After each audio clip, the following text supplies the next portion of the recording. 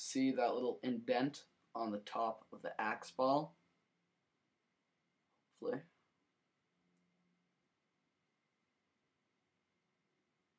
Yeah, there we go. We got that indent, which is at the top of the axe ball, or Lynx ball, whatever you want to call it.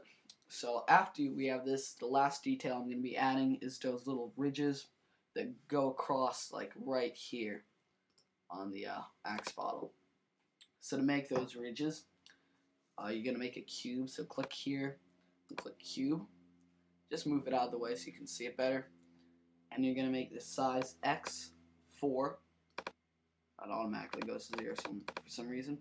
The size Y 160. I don't know why it automatically goes to 0, but just drag it to around 160.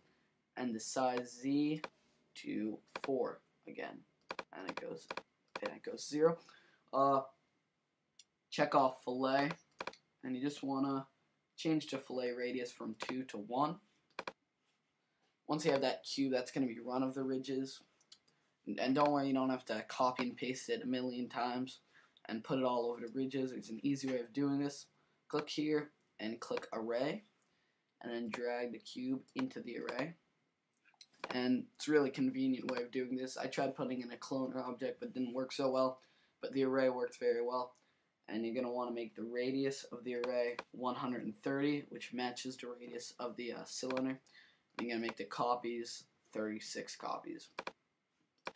And that's looking pretty good. You got that nice array that perfectly goes around the axe bottle. Go to your top view, make sure it's centered, which it already is. And then go to your right view and just drag it up like right there. And I think we're pretty much done with our axe bottle model. So once you have something that looks like that, we're going to be starting to do some materials. So the first material we're going to do, the link for it is in the description. It's the second one, and if I show it in finer, it looks something like that. It's kind of an upside down sticker of an axe bottle. So once you've saved that from my description, download it, whatever, you're going to drag it into the materials bar in Cinema 4D, so you get that plus sign. It's going to ask you, Cinema 4D, this image is not in the document search path. Do you want to create a copy? You're going to click no. Pretty much whenever it has said, you're going to click no.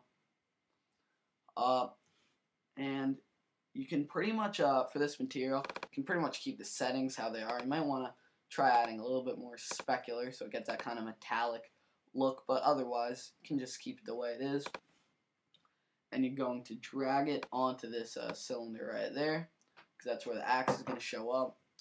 And for the tag properties, it's very important that you follow what I'm doing. So you're going to want the projection, you're going to want to make that cylindrical, and you're going to want to make the length X. I think that's 113, and the length Y 198.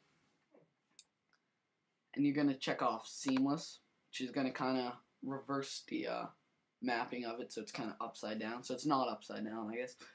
Just play around with the offset X and the offset Y. So maybe you get something that looks like that. And let's try rendering it.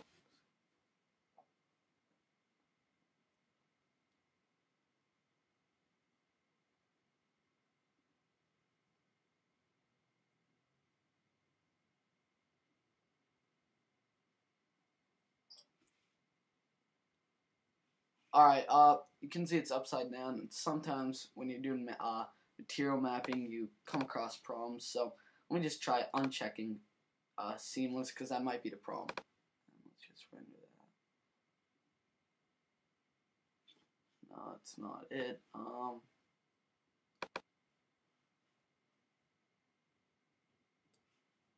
Sorry about this, guys. Just recheck seamless. And there we go. Looks like that's rendering pretty well. You're just going to have to do a lot of playing around with the offset X and the offset Y. Try to keep the length X and length Y to 113 and 198.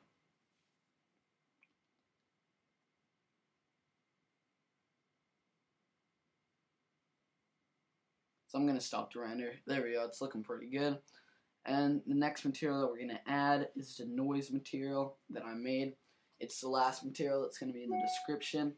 And it's to get that, if you look at your axe bottle or Lynx bottle, if you have it in hand, you kind of have that grainy texture on like the twisty thing at the top. And this is the material that I made. It's kind of a noise material, which I made in Photoshop or Pixelmator. So download that from my from the description. Just drag it into the materials bar. It's gonna ask you that message again. And you're gonna click no. You're gonna change some settings on this. You're gonna double click on it, the material made, and let's make the color, make the brightness 120, and the mix mode multiply, and then check off reflection. You're gonna want the texture to be Fresnel, the brightness to be 1%, and the mix mode, the mix strength to be 3%. Put the blurriness at 10%. And then for specular, turn the width down to about 30, the height down to about, let's say, 2, and keep the fall off at 0. And then drag that onto the cylinder and also onto the array of cubes. And that actually is pretty much it for the axe bottle. But once you have that, you're going to select everything and right click and group the objects just so you have it in one place and call that axe. And then maybe load in a floor and drag that axe bottle so it's touching the floor right there. Right there. Zoom out a little bit, and I will show you guys how to kind of clone the axe bottles like I did in the preview. It's pretty easy, so click on MoGraph, cloner object, and drag this axe null object into that. Click on this cloner object. You're going to make the mode grid array, and let's make the count 4 by 1 by 4, and the size 1000 for the first one and 1000 for the last one. Now if you drag that cloner object up just by going into the going into this view and just lining it up. It might be kind of slow depending on how fast your computer is, so I'm just going to put the count down to 3 by 3 so it'll run faster. Move this down.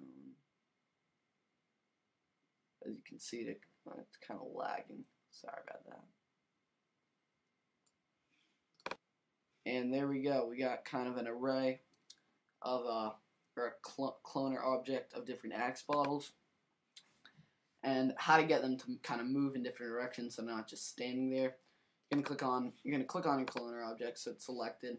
Click on MoGraph and Random Effector. And for move, you can it is where it starts getting kind of laggy. So you're gonna want to save your project in case it force quits. Or, no, let's save it. Next. So yeah, you can just play around with the move. That's just kind of how. But don't play around with the position Y, because that's the height, and then it will go like over the floor and under the floor, and it won't look very good. Just play around with all that stuff so it kind of goes in a random position. And you can change the rotation by checking it off. Just messing with some of these values.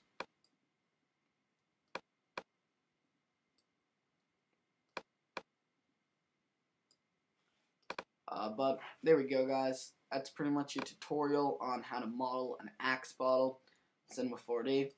Please like the video because I worked on this tutorial. And please subscribe, guys.